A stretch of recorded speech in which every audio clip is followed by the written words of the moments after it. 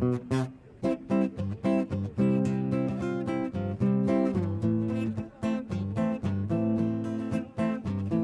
yeah, oh my darling, stand by me, no matter who you are. Amigos, bienvenidos a su programa Entre Amigos. Como todos los sábados vamos vía aderezoradio.com a las 6 de la tarde, horario estelar. Acá acompañado con Erika Vicente, Javier Zorrilla, el que les habla, César Bejarano, les damos la bienvenida a su programa Entre Amigos.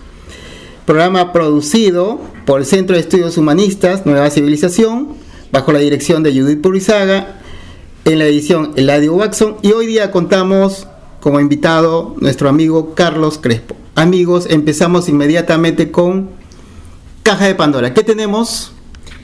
Celebremos a la mujer indígena. El costo de las exoneraciones tributarias. La pesadilla de los inmigrantes. Regresamos.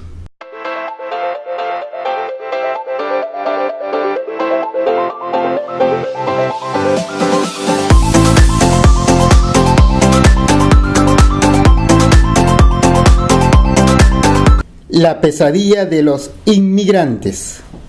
Sobre lo anticipado, el presidente Trump suspendió el programa de acción diferida, la deportación diferida de por lo menos 800,000 jóvenes. El anuncio lo dejó en manos de su secretario de Justicia, quien reiteró lo que venía diciendo desde que era senador, y era que consideraba que este programa era inconstitucional. México, por su parte, lamentó la decisión que tiene en vilo el futuro de casi 800,000 jóvenes cobijados por el programa, muchos de ellos de origen mexicano.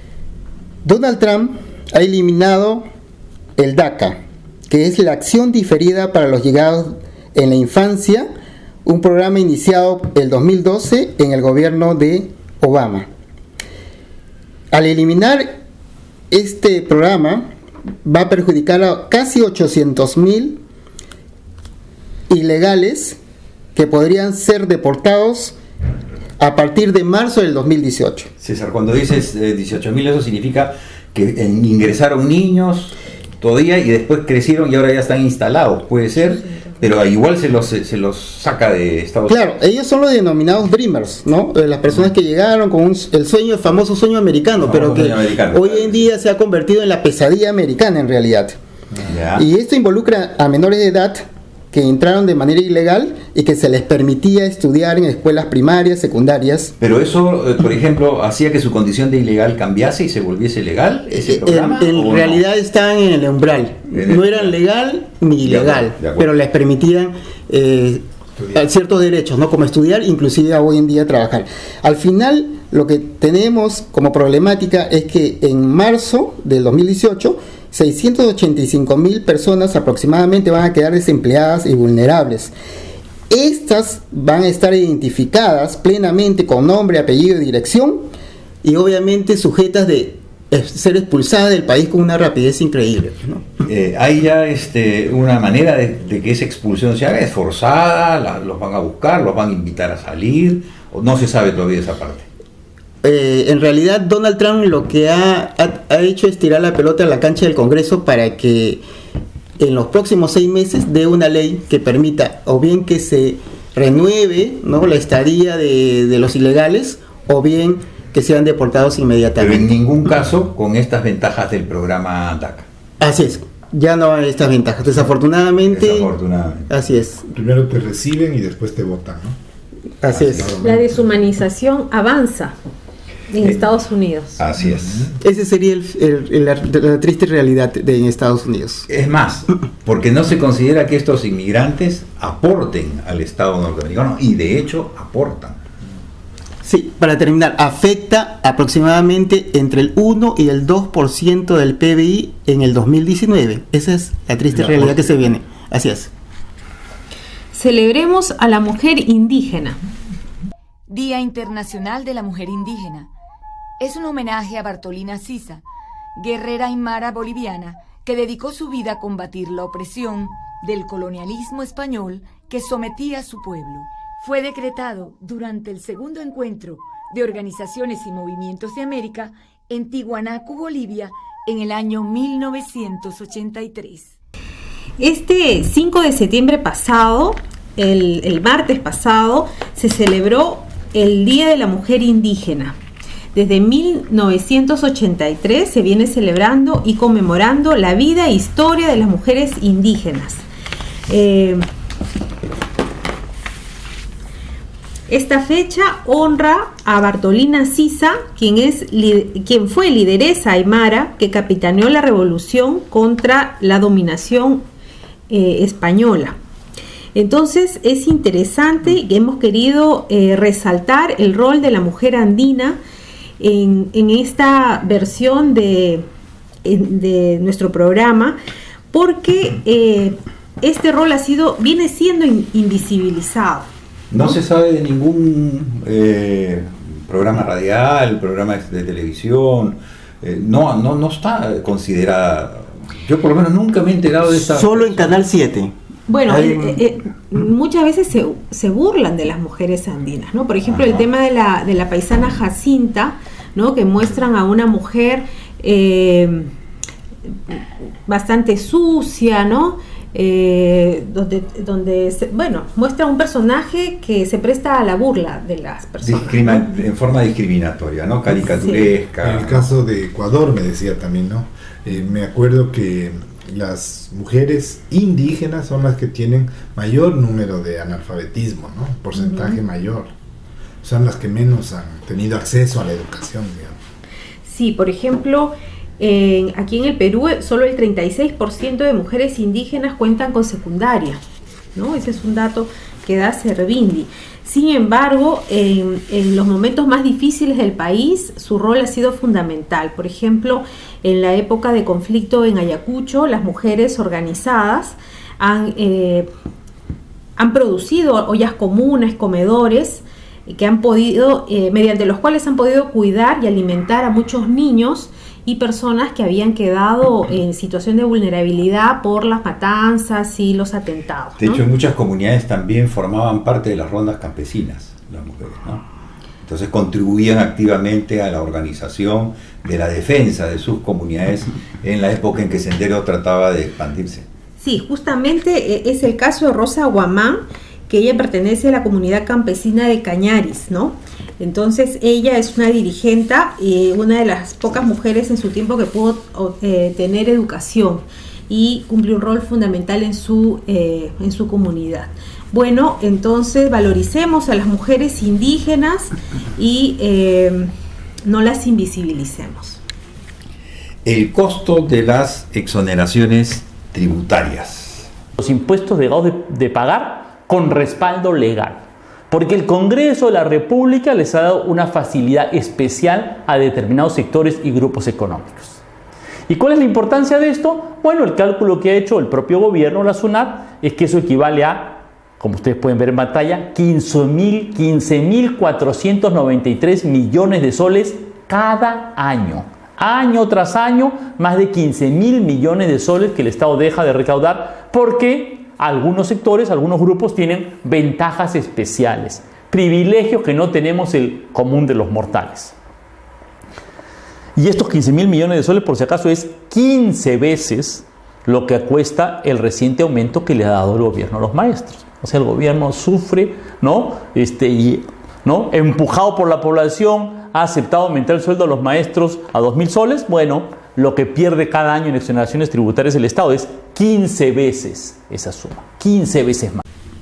Amigos, ¿qué familia en su sano juicio no va a cobrar deudas que le adeudan personas para que su presupuesto esté ordenado y alcance cada vez más para satisfacer sus necesidades sociales y personales? Bueno, el Estado no está cobrando lo que debería de cobrar, está exonerando de impuestos.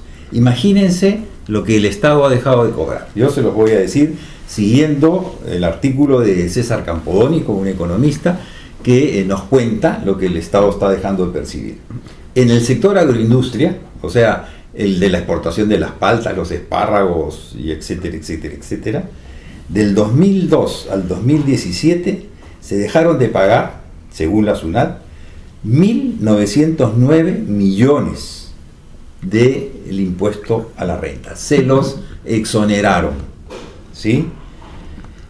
En el campo de los seguros de vida, la SUNAT dejó de recaudar 5.044 millones por la exoneración al pago del IGB a las personas naturales que adquieren una póliza de seguro de vida. En el campo de los seguros de vida, la SUNAT dejó de cobrar del 2002 al 2017 5.044 millones de soles por la exoneración del pago del IGB a personas naturales que adquieren una póliza de seguro de vida. ¿Quiénes son estas personas? Generalmente las personas que tienen recursos.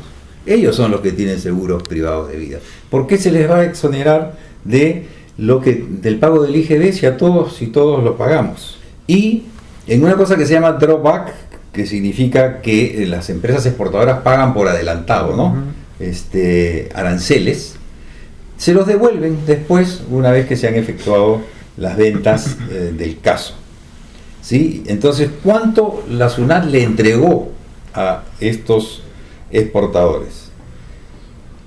10.196 millones de soles, siempre del 2002 al 2017, ¿ok?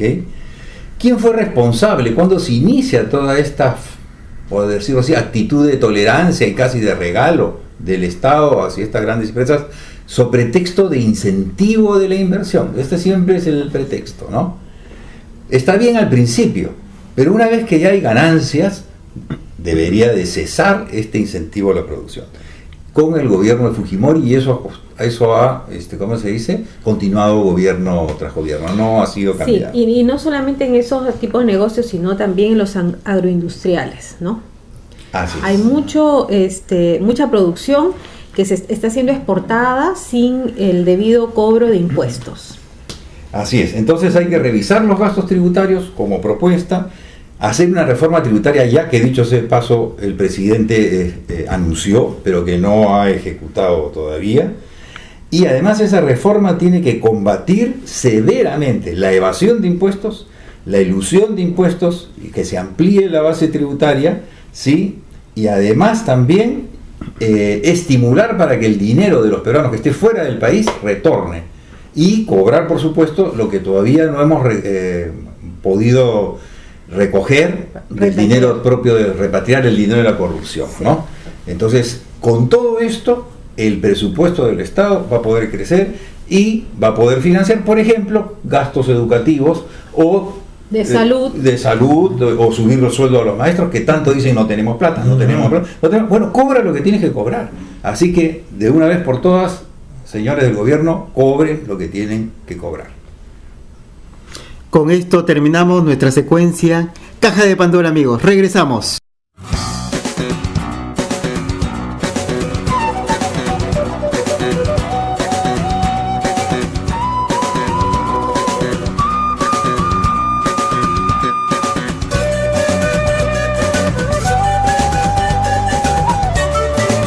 Entre amigos, continuamos con nuestro programa. Entramos a nuestro segmento Punto de Quiebre con un tema importantísimo. El reto educativo. En el Perú, son 8 millones los niños que sueñan con llegar a ser algún día. Yo quiero ser doctor. Quiero ser profesora. Un ingeniero agrónomo para mejorar las chacras. Yo quiero ser enfermera. Quiero ser un astronauta. Yo quiero ser presidente. Yo quiero ser ingeniera. Niños con muchas capacidades que sueñan con un Perú lleno de oportunidades. Sin embargo, la realidad es otra. Bueno, en esta oportunidad hemos invitado a Carlos Crespo, que es educador, profesor universitario y miembro de la Red de Educadores Humanistas del Perú. Bienvenido, Carlos, a nuestra edición de Entre Amigos. Carlos conoce también no solamente la realidad del Perú en el tema educativo, también conoce la realidad de Bolivia, de Ecuador, de Chile, de varios países latinoamericanos, así que vamos a tener oportunidad de hablar ampliamente sobre el tema. Un gusto estar nuevamente con Entre Amigos. Queremos hablar de este tema que yo decía hace unos días que toda la sociedad peruana de alguna manera está hablando o estuvo hablando del tema de la educación a propósito de la huelga. Entonces es un buen momento para conversar sobre esto. Y me decías, a nivel de Latinoamérica, es bueno mirar ese contexto. Sí, Quisiéramos saber cómo ves la educación peruana respecto de Latinoamérica. Sabemos que tú has investigado sobre la educación en Ecuador y en Bolivia también. O sea, estamos más o menos en la media, existen los mismos problemas que existen aquí. No sé, ¿cómo ves esto? Sí, yo diría que hay bastante semejanza entre nuestros países, ¿no? Con pequeñas diferencias, pero sobre todo si nos vamos un poco atrás, hace unos 50 años, digamos, creció muchísimo la educación pública en nuestros países, y Perú es igual como en todos los países. Algunos han hablado de la masificación, porque creció el número de escuelas, creció el número de docentes, pero lo que no creció fueron los salarios. Y desde la década del 70 más o menos, en el caso por ejemplo de Perú y en general también de toda América Latina, los salarios fueron bajando en su capacidad adquisitiva, ¿no? Entonces resulta que en este momento en que en Perú vemos una gran movilización, hemos visto por el tema también económico, en realidad corresponde a lo que decimos una deuda. Hay una deuda histórica, o sea, nuestro país, nuestros países tienen una deuda histórica, es un término que se está usando mucho, porque se acumuló décadas de una, y más todavía si la educación es, como se dice, tan importante para la formación de las nuevas generaciones, ¿no? O sea que también en la carrera magisterial en otros países se ve desvalorizada, porque aquí decir que uno es profesor de colegio, por ejemplo, se sabe que debe ser una persona pobre, que no tiene recursos, que quizá no tuvo otras oportunidades para estudiar otra carrera, ¿no? Porque en general a muchos profesores no escogieron la carrera, sino más bien fue porque en sus pueblos habían institutos y enseñaban educación, digamos, ¿no? Entonces no está bien visto no está bien posicionada una persona que haya estudiado educación. Sí, sabes que en la primera mitad del siglo pasado, hasta los años 50, 60, la función, el rol de maestro era muy prestigiado. Y en realidad, digamos, de las personas continúa hasta hoy, respetando a quien es profesor. Pero en la práctica, la sociedad ha ido desvalorizando. En primer lugar, porque le paga tan mal. Y tenemos en este momento una situación en la que una gran mayoría de maestros de la educación pública, aunque también de la privada, viven en condiciones de pobreza. Entonces los maestros que se movilizaron, la mayoría, en realidad viven una situación muy, muy difícil económicamente y tienen sus familias, etcétera. Esto es común en general de Perú y de nuestros países, ¿no? ¿Y sabes de alguna iniciativa? Me parece que Bolivia está invirtiendo bastante más que antes en educación. Si eso que está invirtiendo Bolivia fue a parar, digamos, a los sueldos de los maestros, o es en otros aspectos que ha mejorado, digamos, la educación en Bolivia. Sí, yo conozco el caso de Ecuador y Bolivia, que más cercanamente, y son los dos casos en que aumentaron significativamente. Primero, la inversión general en educación. Ecuador cerca del 5 más, Bolivia más, incluso por ciento del Producto Interno, que se llama. O sea, de toda la riqueza del país, un 5% está ya puesta o más en la educación. Es una recomendación general que el 6% debería ser lo óptimo. Los países europeos del primer mundo tienen algunos casos. Nosotros parece que no llegamos a... Aquí estamos con 3. Se juegan números, pero no ha pasado del 3. O sea que todavía es bajo lo que se invierte en educación, aunque han hablado de que va a aumentar en el presupuesto, pero en realidad es bajo todavía. Carlos, acá un punto crítico fue el de la evaluación, ¿no? ¿Cómo ves el tema de evaluación? ¿Cuál es el reto ahí educativo? ¿Qué es lo más progresivo en términos de evaluaciones? Porque de la evaluación depende también la calidad educativa, la capacitación y a su vez también una escala de sueldos que permita mejorar las remuneraciones. ¿Cómo ves ese tema? Sí, hasta los años 90 no había, en el caso del docente, la regulación de que para ascender en su carrera tenía que evaluarse. Entonces, solamente ya entrado a este siglo, entonces se hacen cambios fuertes porque se mira más al docente como profesional. Entonces, uno de los requisitos recomendados internacionalmente es que tiene que presentar su evaluación o ser evaluado. Entonces, los gobiernos, las sociedades van inventándose, digamos, formas de evaluar. Hasta ahí no hay problema. Y los docentes han dicho que ellos aceptan la evaluación. El problema es qué tipo de evaluación. Por eso preguntaba. Sí, es muy importante lo que tú dices, porque en general la tendencia mundial en este rato que se ha impuesto, digamos, es una evaluación por resultados. Y los resultados se miden por pruebas. Y las pruebas son las pruebas que hacen a los chicos para ver cuánto rinden ellos en cuanto a aprendizajes. Entonces las pruebas ya están estandarizadas, son pruebas que vienen... Perdón, o sea, el rendimiento de los alumnos que tiene un profesor es el que a su vez se convierte en evaluación de la capacidad del profesor. El profesor, ese es el punto. O sea, los resultados son en qué medida esos alumnos que yo enseño suben sus notas, tienen un buen nivel ¿no? O sea, se le mide por el yo pensé que eran pruebas directas a los profesores de conocimientos. También hay pruebas, ahora hay pruebas sobre todo desde el 2012 que se aprobó esta ley para la docencia, digamos. Sí se aprueban, por ejemplo, para ingresar al sistema tienes que dar unas pruebas. Pero la principal evaluación que se ha manejado hasta ahora es la de los chicos. Entonces, depende cuánto resultado tienes para que evalúes si tiene un buen desempeño. Eso ha generado ha desfigurado en realidad. Ahí hay un punto bien importante, porque, por ejemplo, Chile, ¿no? Chile es el que ha comandado, digamos, este cambio, este enfoque, ¿no? Pero en Chile es más complicado todavía, porque depende de cuánto tengas tú los resultados para que te den una X cantidad de dinero o no a la escuela. O sea, el fondo para la escuela depende de la calificación.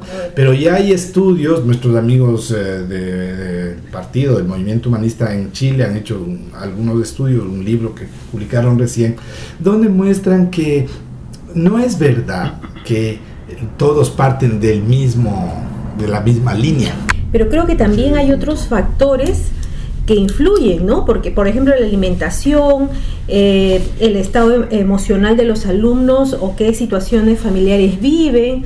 Entonces, todo achacarle al docente, pues, es irreal, ¿no? Es irreal. Entonces, ese punto me parece clave, ahora que vamos concluyendo, en el sentido de que la realidad es que en nuestros países, acá y en general en América Latina, hay una profunda inequidad, ¿no? Entonces es una situación, ¿no?, de pobreza, pero de pobreza en varios aspectos, no solamente económica. Entonces querer medir a todos con el mismo es lo que llaman estandarización. O sea, creas un solo molde y con ese molde quieres medir a todos. Entonces tenemos graves problemas, porque ya sabemos que los chicos que han tenido unas buenas condiciones, tienen una buena preparación, tienen siempre las mejores notas. Entonces están siempre en los mejores resultados. Y los chicos que están en áreas rurales, en áreas lejanas, o que tienen otras lenguas, por ejemplo, de otra cultura. Eso debería depender de en qué estatus social enseña el profesor, o sea, en qué clase social enseña. Si enseña una clase social más alta, de estatus, va a tener más posibilidades de subir y de ser mejor remunerado porque va a ser mejor evaluado. Y si está en un contexto de pobreza, entonces es una enorme injusticia. Ese es el punto, sí. Por un lado igualas y por el otro lado hay diferencias, ¿no?, graves socioeconómicas. Y propuestas, concluyendo. Sí, yo diría que la educación pública tiene que ser defendida, porque también hay riesgos y hay peligros de que entonces el argumento es, pues mire cómo está la educación, están malos profesores. Entonces la solución es privatizar la educación. Los alumnos de la escuela pública no son competitivos, para que sean competitivos tienen que ir a la escuela privada. Sí. Entonces aquí hay un peligro, nadie ha dicho, pero el peligro es que acabar, digamos, con la educación pública daría pie a que se crezca la educación privada. Que en el caso del Perú ya han habido un gran crecimiento de colegios privados, pero también de niveles muy disparejos, ¿no? Que es el caso de Chile, más agudo, ¿no? Pero tú ya ves cuánta movilización ha habido estos años en el caso de Chile, porque claro, si se privatiza, ya sabes, quienes solo tienen acceso a una buena educación, los que pueden pagar. Claro. Entonces, lo que hace no es democratizar, igualar a todos, ¿no? Entonces hay una inequidad, porque los que más tienen mejor educación, y los que menos tienen cada vez tienen menos educación, y por tanto menos acceso al conocimiento, etcétera, ¿no?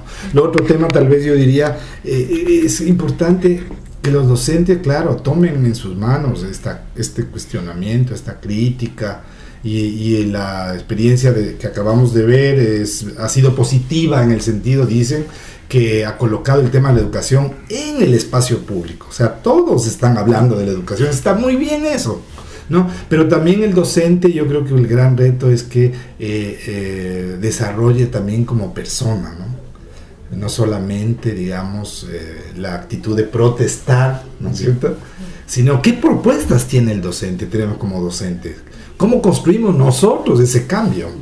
Porque también estás pidiendo a otros que te atiendan, a otros que no te han dado, a otros que no sé qué, pero nosotros también tenemos posibilidad, aún en condiciones difíciles, convertirnos en transformadores, seres transformadores, que es la propuesta que nosotros hacemos en ese sentido, como humanistas, ¿no? Carlos, me parece muy importante que lo que se revela como buenas prácticas educativas, hechas por un segmento de docentes, rápidamente se extiendan al resto de docentes, ¿no? Que se comparta. Porque los casos aparecen, pero se sufre mucho por la extensión.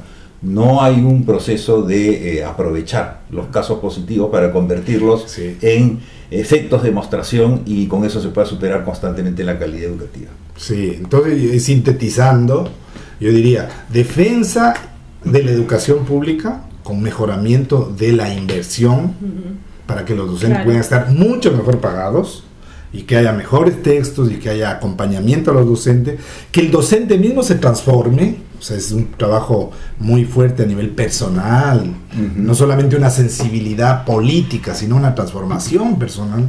Y yo diría el gran reto que tenemos, el tema de la violencia. O sea, todavía seguimos teniendo una fuerte cultura de violencia en toda la sociedad y en la escuela todavía, y ahí tenemos que hacer un gran cambio.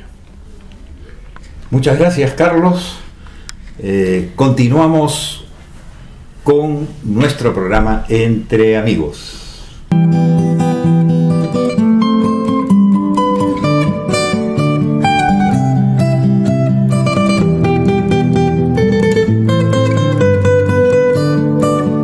Entre amigos, ahora tenemos nuestro bloque Tiempos de Cambio.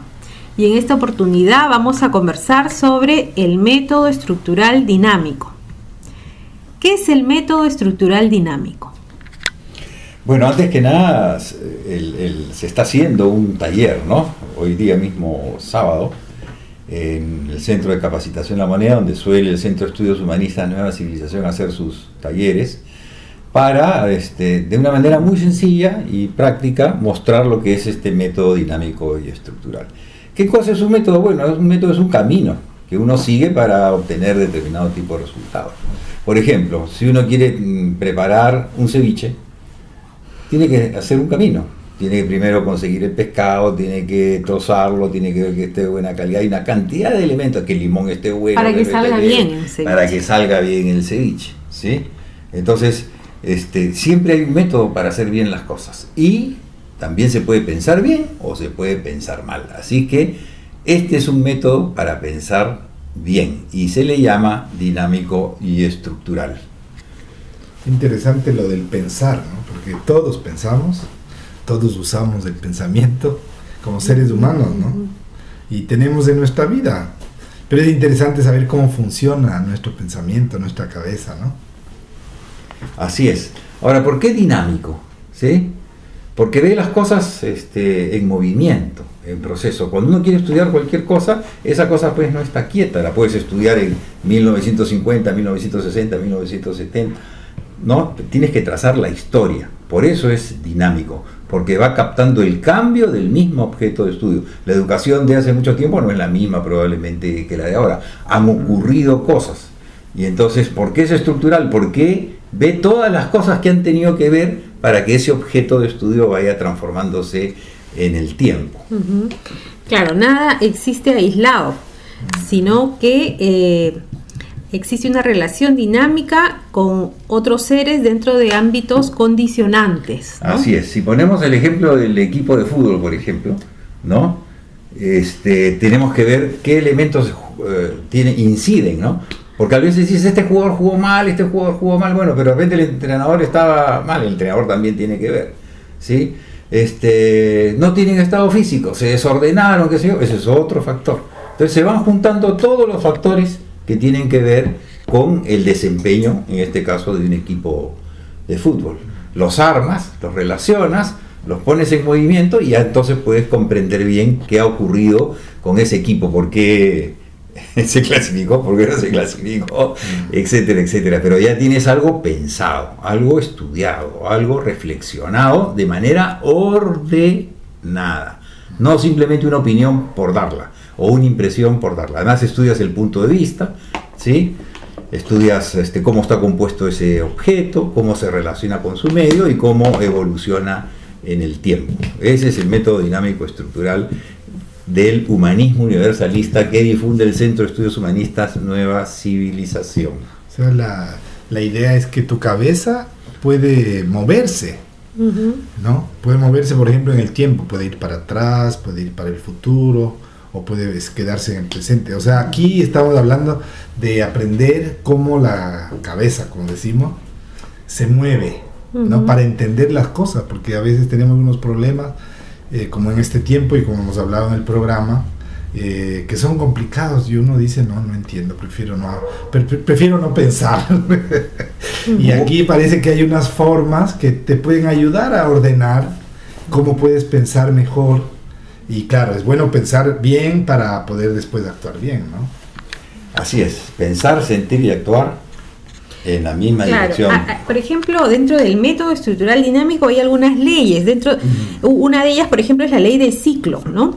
Decimos que en el universo está todo en evolución y que va desde lo más simple a lo más complejo y organizado, ¿no? Según los tiempos y ritmos cíclicos.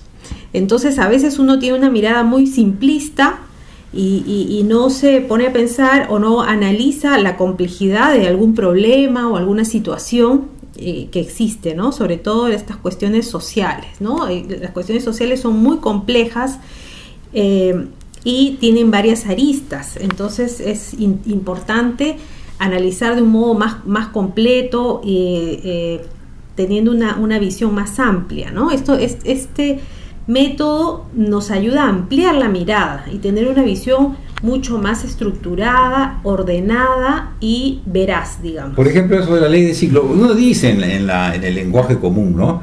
Todo tiene su ciclo, ya terminó su ciclo, ahora le toca otro ciclo, iniciar otro ciclo, pero tiene que aprovechar las ventajas del ciclo anterior y proyectarlas al nuevo ciclo. Todas esas cosas son las que se están viendo en el seminario y el taller sobre el método dinámico estructural. Amigos, terminamos nuestro programa Entre Amigos. Muchas gracias por acompañarnos. Los esperamos como siempre todos los sábados a las 6 de la tarde vía aderezoradio.com. No te olvides, vía aderezoradio.com.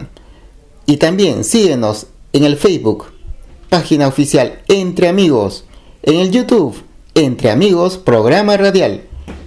Nos vemos la próxima semana. This song says, no matter who you are, no matter where you go in your life, at some point you're going to need somebody to stand by you.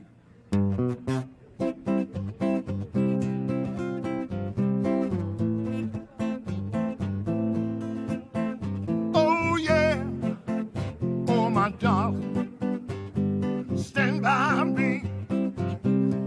No matter who you are, no matter where you go in life, you gonna need somebody to stand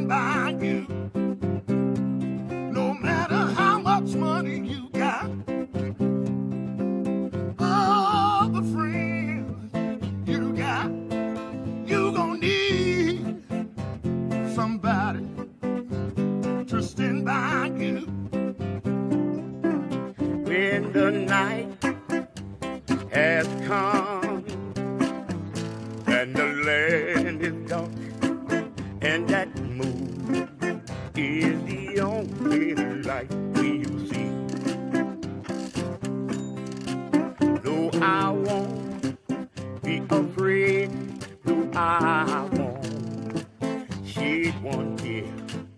Just as long as your people come and stand by me.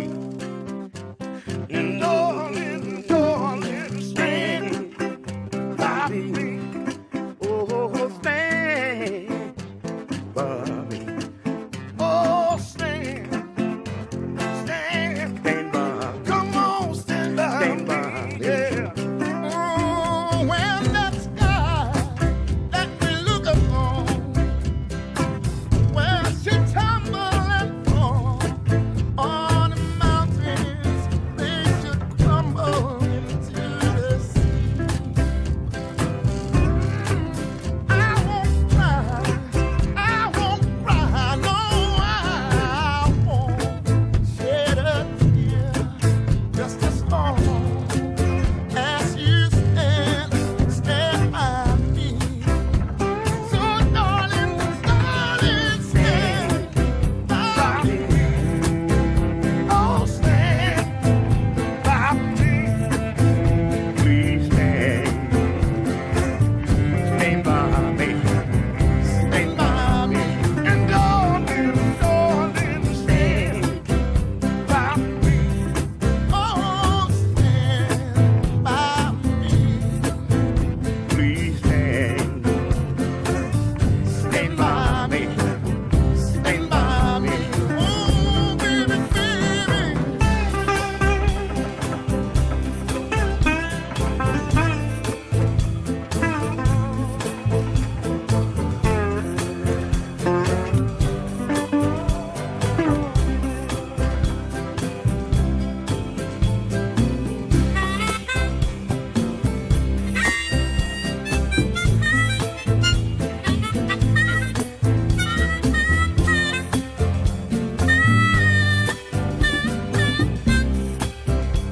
So darling, darling, stand.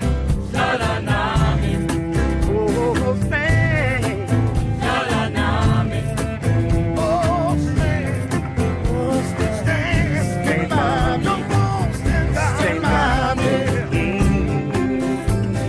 Stand. Oh, won't you stand? Oh, stand. Stand by. Come on, stand by me. When the night has come and the land is dark and the moon is the only light we'll see. I won't be afraid. I won't be afraid. Not as long as you stand by me. Hey, yeah.